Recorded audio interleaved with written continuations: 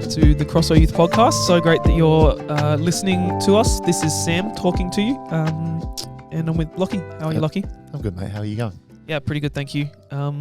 Excited to have an opportunity to do a little bit of a mailbag, or just like answer some questions. And when we say answer, we mean we're going to talk about them. We are not.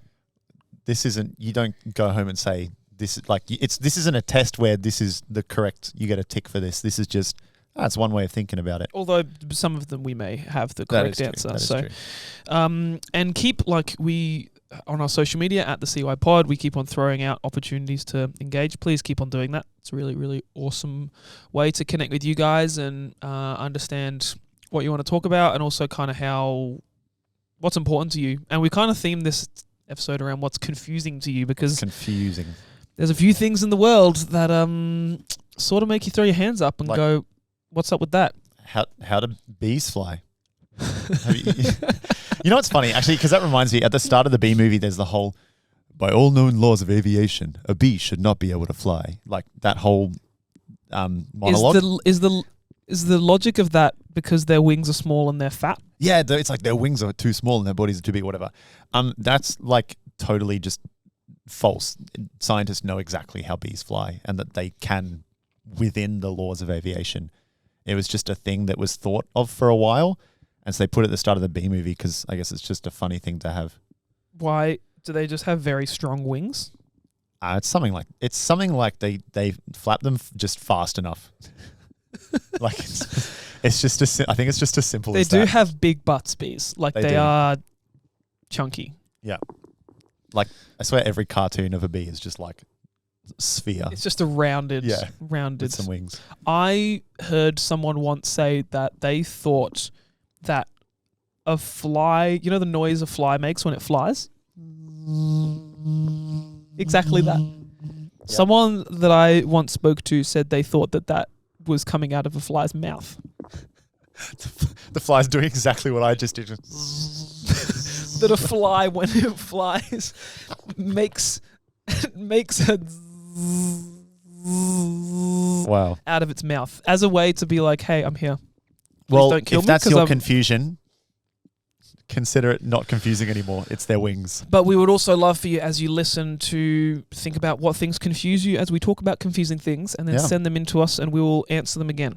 Even maybe on the Instagram story. Yeah, absolutely. So we got a few things that came through, right? A few questions. Yep. We could jump straight into a couple of them. Yep. So the first confusion, we'll start off pretty light here, I reckon. Okay. I say it's light, but the first one, algebra, which is fair. Thoughts on algebra? Useful as a part of maths. If you are trying to complete VCE. Yeah. Actually, have you used algebra post-school? Only in more study. Outside of a study environment, have you used algebra? So here's the thing. This is a no, but go on. Here's the thing. I think people find algebra confusing because it's like, whoa, there's letters instead of numbers. Can confirm that is true for me. Why can you add C's and B's together? Yeah. So I think the simplest way, I just want to say as well, we're not answering questions, we're talking about them. I'm not a mathematician. I'm also definitely not a mathematician. I'm about as close to an opposite of the mathematician as you can be. Fair. But I think the best way that I can think of explaining it, and this is me trying to explain it, is like the letter is just standing for a number that you don't know what it is yet. And why don't you find out what the number is and put the number there? Well, that's the point of algebra, is to find out what the letters are. So, for example, you do like the classic, I was going to say preschool, probably not preschool, primary school thing of like, if I have 5 apples and you have 4 apples, how many apples is this like Algebra 101? Are you do we have me together? Right now? Yeah. Okay. It's like, imagine apples is just A. So you have 5 times A plus 4 times A, which has letters in it, which is scary.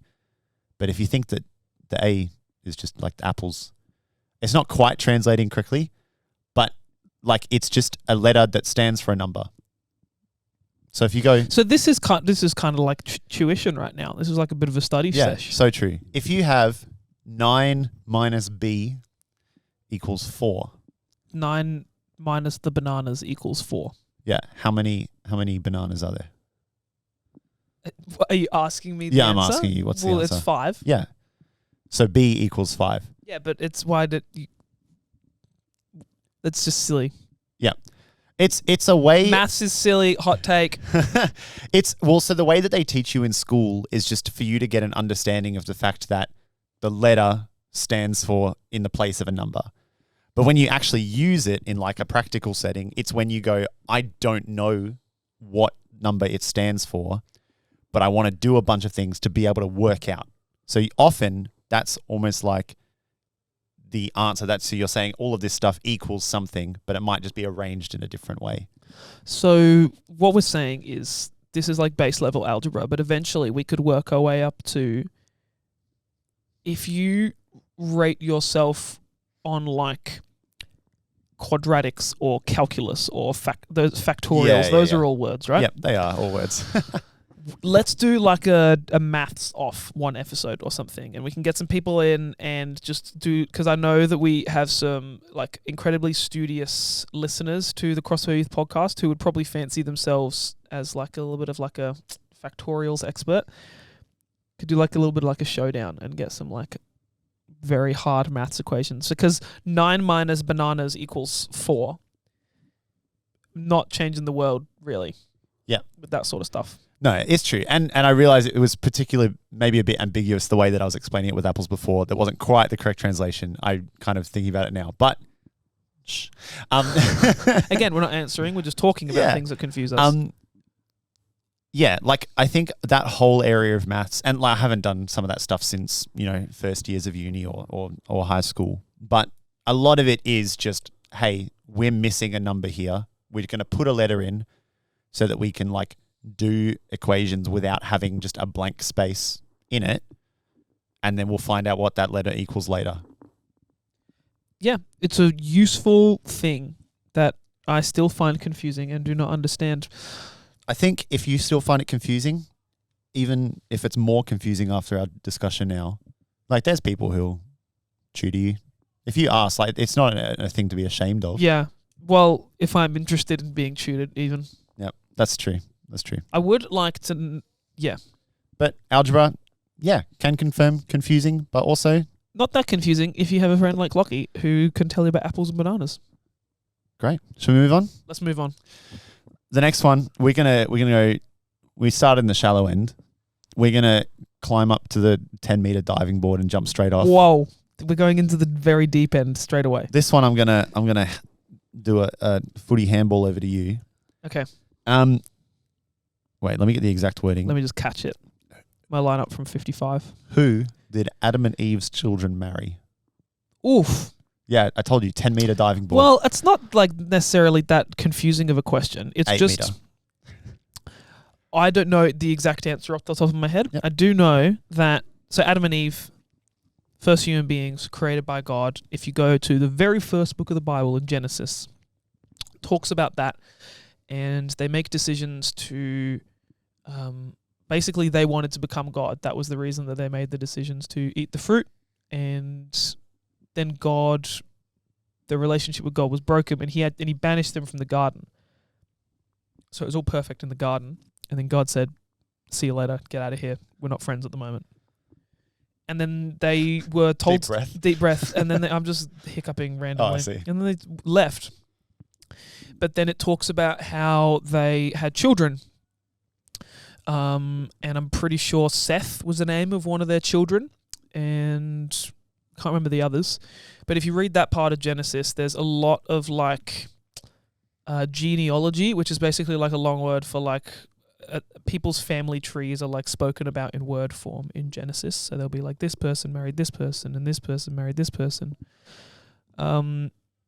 Cain and Abel were brothers who were they Adam and Eve's children? I can't remember. Or maybe they were children of Seth, who was one of Adam and Eve's children. Basically, the long story short is everything that happened in the world around that time is not written exactly in the Bible. We were talking about this just yesterday, actually, with one of the pastors here at Crossway in regards to like the New Testament and the stories of Jesus. And sometimes when you read the Bible, you go, well, surely every single thing that happened for every minute of every day around that time is written in the Bible. Yep. And so if it happened, it's in the Bible. And if it's not in the Bible, then it didn't happen. Jesus didn't have breakfast every morning. He didn't have his Cocoa Pops because it's not written in the Bible. That's what you're saying? He only slept when he was on the boat asleep. For 3 years, he slept one time. Yep. So I think that sometimes when you read the Bible, you need to remember that these are just kind of letters and stories and recounts from individual people who are trying to write a comprehensive account of what happened, but they're not capturing everything. And so with regards to like the way that the earth was populated from Adam and Eve from that very early stage, and hundreds of years passed, and hundreds of years is just allocated like one chapter of the Bible or like one small section. One sentence even. It's interesting to read the Bible that way, and we encourage you, if you ask this question or if you're interested or confused by this as well, to read through the early parts of the Bible particularly, and just to think about how much isn't included in the Bible and how much that would have happened isn't written in the Bible, how quickly time passes in the way that the words of the Bible are written. So yeah, it is confusing, but I think it's helpful to acknowledge that when you read the Bible and go, there's lots that isn't written here. And I think that that's actually an okay thing as well. We believe that the Bible is written by people, but ultimately inspired by God and by the Holy Spirit. So people wrote Genesis, a person wrote Genesis, a human person did, but they were inspired by God in the way that they wrote it. And so whilst there's some things that have been left out in the Bible, things that happened, I like to think that God didn't really think they were that important for us to need in our journey of following Him and understanding Him and learning about Him. Or just, you'll find out later. Or just you'll find out later. Dude, trust me, I have so many questions for God when I get to go to heaven one day. I've got a list, and I really hope I get to answer them. Yeah. Or they probably won't concern me because heaven will be pretty great. But maybe they will still concern me, and if so, number one, what is the purpose of birds in general, but more specifically pigeons? Why are they... Why, God? You're confused about pigeons.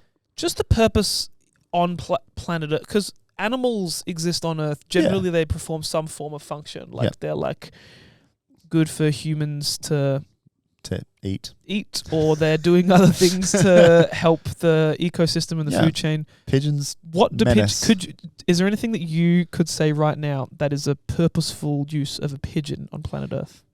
The fact that I'm hesitating means probably no.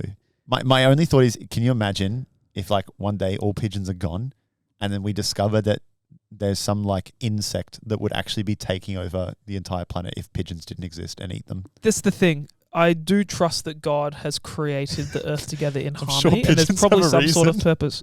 I do know that pigeons are quite, despite how stupid and annoying they are and look, I'm a pigeon hater if you haven't worked that out already, they are quite intelligent and were trained during World War II to carry pass messages. Yes, they would have these small messages attached to their ankles, and they would train pigeons to carry messages between trenches or between... the British did specifically.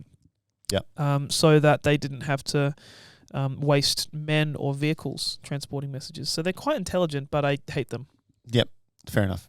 Anyway. They confuse me, and long story short, coming back to our original question, open up the Bible with curiosity about the things that are included, but also the things that aren't included. And I just wanted to say as well, like you were talking about the genealogy, and that's, there's quite a few moments in the Bible where there's a big just list of names down the page.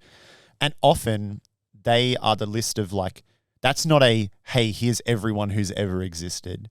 This is, hey, here's like the direct line of predominantly men, because like patriarchy was a big thing back then. I mean, it still is, but it was a particularly big thing back then where they go, here's all the men that are directly related from Adam to whoever we're currently talking about.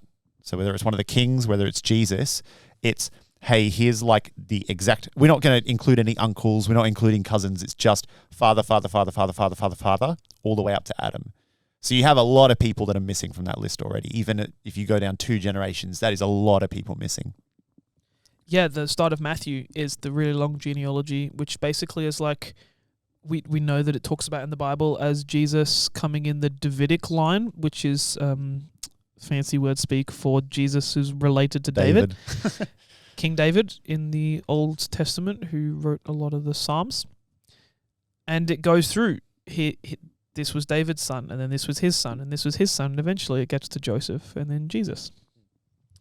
Fascinating. Open the Bible with curiosity. Would encourage you to. Yep. All right, next one. Next one. Do you want to stay in this zone, or do you want to flip it? Flip it. Flip it. How do chameleons change color? I don't know. I'm not a scientist. I'm not aware of the practicalities of how that works. Please do write in and let us know if you know the actual way that chameleons change color, because my understanding would just be they just have very good eyesight, can see what's around them, and then somehow that translates to, I presume, some sort of pigmentation receptor or something. It's close to that. So I the also answer. don't know anything about chameleons, but I Googled it before this episode all right. because I saw the question and was like, I am also confused about that. Yeah. Let me look it up. Yeah. So from what I read, and of course, Wikipedia is a trusted source used by all. The trusted source. But it is basically, they do have some pigmentation in their skin. There's like a layer in their like skin, which is vaguely scaly, right? But it's not like the same like individual scales that you'd see on like fish, for example. But it is like a hard kind of sectioned, what do you call that? Whatever, skin. And there are multiple layers to the skin. One of the layers is like a pigmentation, which is a long word for color, basically, like types of color. Like a color substance. And underneath that layer, that still like allows light kind of through it a little bit. It's a bit translucent. And underneath that layer, there's a layer where they have like basically a bunch of like tiny little crystals, or like even tiny, tiny scales that Wikipedia literally said like through an unknown biological like mechanism. So I actually think like scientists aren't quite sure. Through an unknown biological mechanism, they are able to like move the scales tiny amounts, like shift them up and down and angle them, so that when the light goes through the skin, passes through the pigmentation, and then bounces back off the scales, depending on their position, it like affects the wavelength of the light going back through. And the wavelength of light, so this is like another physics thing. The wavelength of light is related to like the color that we perceive, or the color that anything perceives. So watch me get this wrong. I think a like higher wavelength is more of like the is it the reds or the violets, and a we lower are one literally is the both colorblind, FYI. Oh, that's so true, actually. As human beings. So we can't speak. But anyways, you got like higher wavelength going through like the color spectrum through the rainbow to like lower wavelength. And so they can change the wavelength of light that is reflected from one of the lower levels of their skin out. And that changes what color we perceive them as, or anything perceives them as. That is amazing. Yeah. That is the coolest thing I've ever heard. And that's not the answer. That is a discussion on what I read. Sure. So look it up yourself as well. But we don't know. I'm now really interested what the unknown biological mechanism is about how they... the tiniest adjustments would change the color as well. And these are like adjustments of like nanometers, literally. Chameleons are amazing. They are cool. Don't get me started on like the octopus, or what are they like the squid? They have 8 hearts. Colors? No, do they have 8 hearts or 3 hearts? An octopus has 3 hearts, I think. That's crazy. How come? I don't know why. This is one of my fun facts that I know. An octopus has, I think, 3 hearts. That's crazy. A cow has 3 stomachs. They do. What do they do? They think where they like regurgitate it and chew it more and then put it back? Because it's grass and they need to digest and break down the grass, and it's quite fibrous, so it requires a lot of digestive mechanism. Yeah. They need a few goes at it. So cows basically vomit inside their body. Is that what's happening? They kind of do an internal vomit between. That's disgusting. That is disgusting. So sorry for that visual image. Should we move on to the next question? That you have. Let's move on to the next. The next confusion. Confusion, yeah. All right. this is one that you were pretty keen to talk about. Okay. That somebody sent in. Mm-hmm. How do people do that like free diving thing where they, like hold their breath for like an hour, not an hour, but like 20 minutes and like don't have like, their ears explode. When you go deep in water or like high on a plane and your ears pop. First of all, how do they hold their breath that long? Secondly, how do they not like have their ears explode? So first question, what's the longest you've held your breath? Like 2 minutes. That's actually pretty good. Oh, thank you. Yeah, I would say mine is around that as well. But I was watching this doco on Netflix called, I think, The Deepest Breath. And it's basically tracking this whole industry of free diving, which is basically people without oxygen tanks just literally dive as deep as they possibly can. There's these different parts of the world where there's Ridiculous. like these... they call them blue holes, which is basically like there's generally quite shallow water, but then all of a sudden there's like this cliff edge under the water that drops down really, really deep. And it's like a competition. And it follows this guy and girl who compete in this free diving competition. People are diving like up to 100 meters in depth. Underwater. It doesn't seem far when you're going across land. 100 meters, like, that's not bad. But 100 meters down is like crazy. Well, deep. I remember when I was a kid at Box Hill Aqualink and I jumped into the diving pool off the 3-meter diving board. And the water there was, I think, 3 meters deep. Yeah, usually about that. And I couldn't reach I was probably like 10. I couldn't reach the bottom. Yeah. Maybe even like older than that. So now multiply that by like 33. So one small example of this is I was on holiday fairly recently and we were on a boat and the water was 5 meters in depth or maybe 6 meters in depth. And someone who will remain nameless who was traveling with me dropped the goggles. Oh. No, dropped the goggles of the boat that we were on. So they weren't even our goggles, so we had to get them. Yep. And the tour guide was like, I can get it, don't worry, don't sweat, don't sweat. And then me, with all the pride in my chest possible, said, don't worry, I've got this. I got this. I basically did that. And then so he was like, oh, do you want flippers? Because it would make it easier to get down. And I was like, nah, no sweat, man. Don't worry about it. My feet are practically flippers already. Yeah, so. I got web toes. Yeah. That's a weird thing I don't have web toes. But I dove, and I remember the experience of going down deep and then getting to a point partway down where I started to feel pressure on my ears. Yeah. Which happens when you go further underwater, the pressure gets tighter. Builds. And I remember having the thought, I'm really close. I've got momentum. I could reach and get this quite easily. But the pressure in my ears is getting to a point that's so painful that my head actually might explode. I remember that thought going through, I could die right now. Implode. I remember that thought being in my head, like I could die. Horrifying. So and it was what, 5 meters?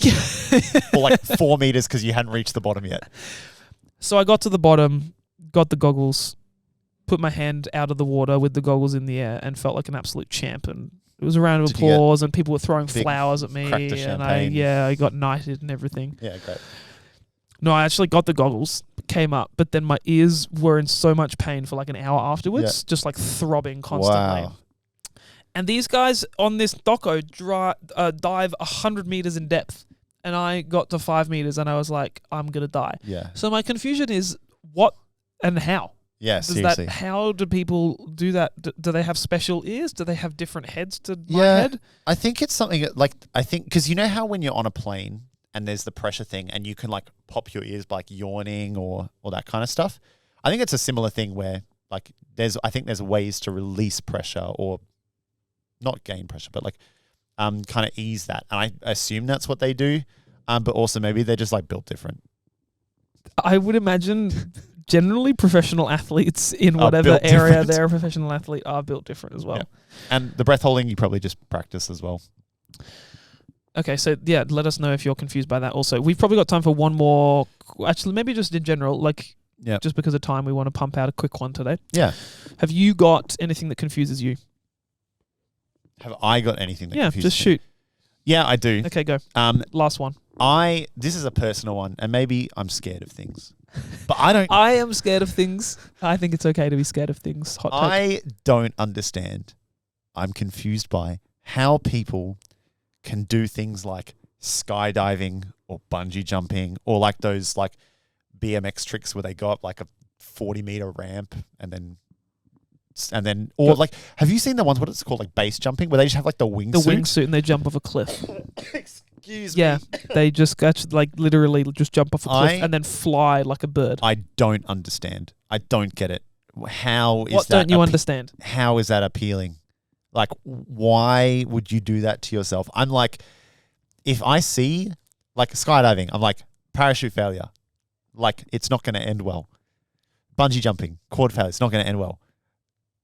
Cliff, whatever we call it, base jumping. I don't get it. Like, why put yourself through that? So I've been skydiving.